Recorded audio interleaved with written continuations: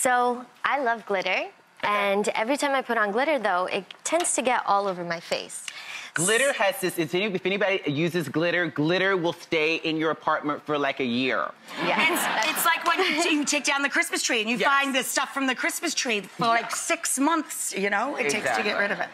So what's your great tip? So today I brought hydrating eye strips. What I do is I place them right underneath my eye, like this. She really does love glitter. Can you see her hands? Her fingers are glitter. Her nails are glittery. Oh, wait. Yes. Do you have a shot of that? Look how gorgeous. Gorgeous. They're amazing. Amazing. You are a glitter hound, aren't you? I do love glitter. Okay. So you put it right underneath your eye, very close to the line. And this is also good for powder eyeshadows as well. But I do love my glitter. So this is how I do it. Oh, she can do it without glasses too, dang it. And the strip gets all the fallout. And it gets it all there. And that's a good one. Yeah, not bad. Yeah. So you're hydrating.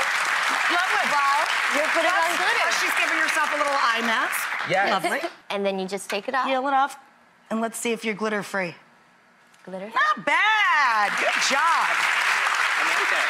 Do you have, what is your, I remember when I was a girl reading Sophia Loren's quote that she would never leave the house without mascara on every single lash.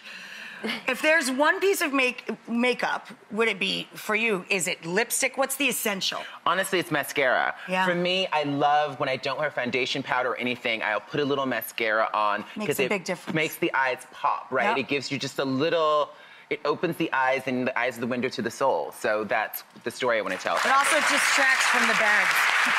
Thank you. Thank you.